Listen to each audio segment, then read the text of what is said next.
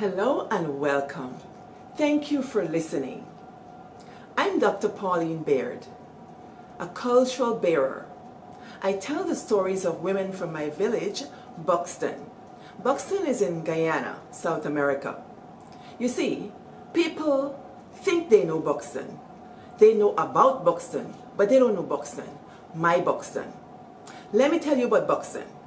I tell the women's stories, the hidden traditions, the whispered stories, and perhaps the long forgotten and practiced traditions. In Buxton, we get all kinds of foods, but there's a particular food that everybody likes.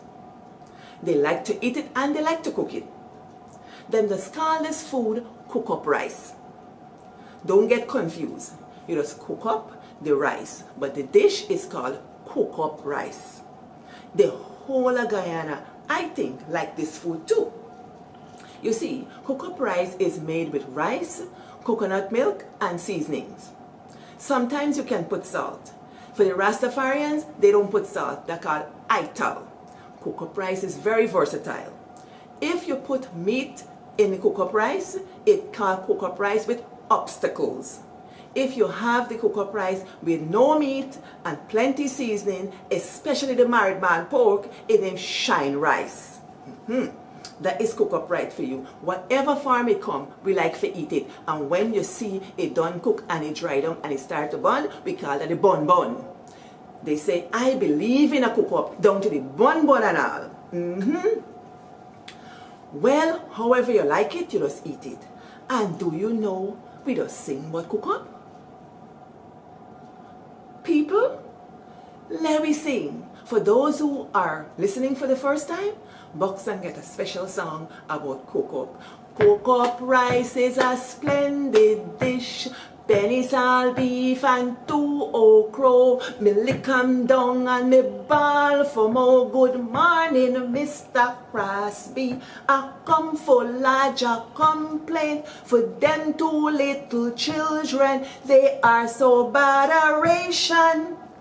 When me put on me long coat, them call me Mr. Ramgoat. When me put on me long boots, they call me Mr. Puss in the Boots. Cook up rice is a splendid dish. Penny a beef and 2 okra. Yes, it's so we used to sing the medley. Well, actually, let me let you in a secret. I'm the only one to sing the first part. But the little girl in me, I gotta sing the whole thing. So, this cook up rice, I start to think about cook up rice and children singing cook up rice. And in my line of work, I just write about these stories and I think about these stories as an academic person. I look at the familiar stories as if they're strange. And so when I look at the cook up rice story, I started to think, is what kind of children singing about cook up rice is a splendid dish? Penny salt beef. Stop right there. Salted beef. We call it salt beef. Penny salt beef. Who buying penny salt beef? And from whom? When they buying the penny salt beef in me time, you couldn't buy salt beef for penny. So it got to be before me time. And so I start to think. And I come up with a story. Let me talk story. A Buxton marketplace, it always awash with life songs and color. And in this market, they had a lot of women. And when I started to think about these women, I started to think, who can be selling penny salt beef? Yes, I got a woman. This woman named Lillian Booker. Mrs. Lillian Booker. Let me tell you something about Mrs. Lillian Booker. Nothing little but she. Not a thing little but she. Mrs. Lillian Booker was a big, strapping woman. Statuesque. From a little girl point of view, she proper tall, 6 foot ago. And let me tell you something about Miss Booker. Them a make people like that no more. They don't come like that no more. Like a little itty bitty bee. They don't want to come like that. Mrs. Lillian Booker and her sister Mrs. Cornell. We call them Auntie Booker and Auntie Cornell. They contributed to the village by being in Buxton Marketplace. They were entrepreneurs. Yes, they were self-made women. And Mrs. Lillian Booker had 9 children, and she raised them from being an entrepreneur in Buxton Market. Buxton is known to be a poor place. Maybe poor economically, but not poor in culture and not poor in work ethic. Let me tell you, Buxton people didn't beg. They worked hard and they saved and they invested. So Mrs. Lillian Booker had a dry goods stall in the market, inside the market proper. And you will see she did. Let me tell you, Buxton Market had some people who used to go to market sometimes, but not Mrs. Booker. She fixed in the market. She used to sell condensed milk, evaporated milk. She used to sell corned beef, salt beef, tomato paste, soap, preserved shrimp, salt fish, smoke herring. Yes, all them things. Anything she can catch, she put there. And let me tell you something. She was a proper pound maker. That woman can make pound. You see, when she make pound, and so she daughter that Booker say, daughter say, and so people line up long, forget Auntie Booker pound. She was a proper pound maker. And guess what? Everybody want the corner. Well, I look a story. How much corner pound can get? How many 4 corner pan get? But all of them want the corner. Well, that was she pound. Used to bring them there, fighting for the corner. But she can only give 4 corner. May know how she work it out, but she was that kind of woman. As I start to think about Auntie Booker, I feel you could have go there and buy penny salt beef. You know why I can tell you, was it in she time? Auntie Booker is 97 plus and counting. Right now. Auntie Booker was a game changer. She started her work life at 14. She daughter Daisy tell me this morning, she said, Mommy, start work at the cane field as a cane cutter when she was 14. For help me grandmother raise them 13 picnic. Yes, Auntie Booker do that. And she was in something called a Creole gang. For y'all young people, you better look up what is a Creole gang. 1 step from slavery. They're working in the cane field, and this work business was no respecter of persons. At 14, she had to go there with her cutlass, and she chopping cane. It's snake and mongoose there inside of there. Rip up all she skin, sweat for so. She get one little tin can with water. Yes, and so then got to go and work hard. They tell me so. By the time Auntie Booker was 23, she was married. And then she took up her position in the Buxton Market. Well, let me tell you what was happening there. You see, by the time she was 23, Winifred Gaskin been done start tell a woman in the ear, vote and vote to improve your life. Auntie Booker, they don't hear that. So she take up her position in the market. And guess what? She had another woman in she is, that Auntie Cannell, I tell. She come at the market too, because Auntie Cannell went 2 years before she and set up to stand. The 2 of them there in the market. And let me tell you what happened in the world. World War II they broke out.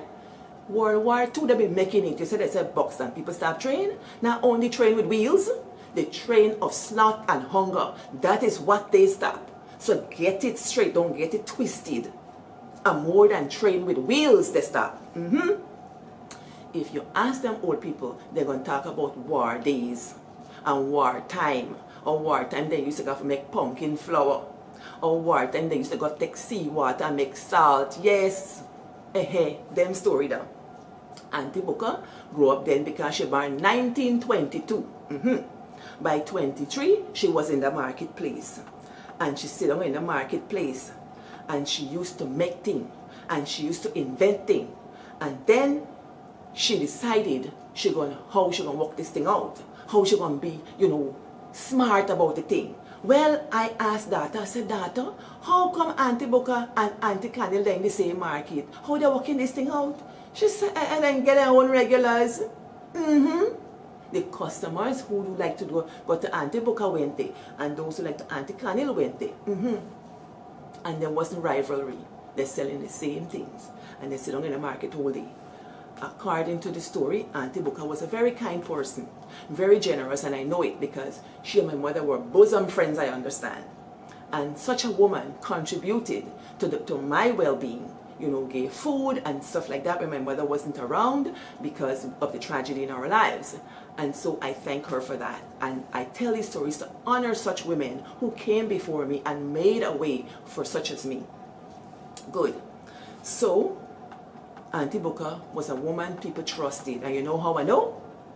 She was one of the chief leaders of the microfinancing project.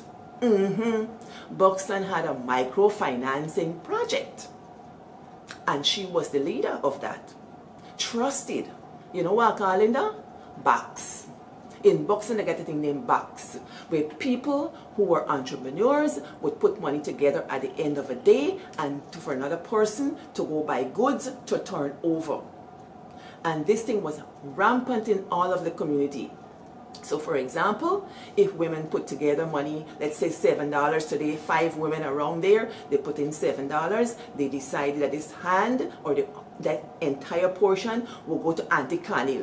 And Auntie Connie that week will buy up she goods for sale. And the next week they all put together and they put it and they say Auntie Booker. Well, Auntie Booker was the person who keeping everything. She was the bank. Now when you work in a market, you know good maths. You don't have to go to school long for that. She knows she good maths and she was trusted. To be in a box, you got to trust people. I think, what can I learn from Auntie Booker? Her children are hard workers, every one of them. Well-respected people. She raised them well. She was a woman of substance. Being in the market took nothing from her. And once she got to the United States with her children, they retired her. Yes, they retired her. 46 years in that marketplace. They retired her. But she wouldn't stop work. She helped with the grandniece and the grandchildren and so on. I say to myself, this is a woman you could take a page out of her book. So when we talk about how Buxton people stop train, this is a long time thing. It's a thing what happened long time ago. It's happening every day. Men and women are stopping trains. Let me tell you, there's a train that's about to run, that's about to box bread out of Buxton people's mouth. This is a train that's about to run that promise it got poison Buxton people's mouth. I know what to do. Because you had a woman who tell you how to do it. You had women who tell you how to do it. And this particular woman, Mistress Lillian Booker, Auntie Booker, I give you. Walk good.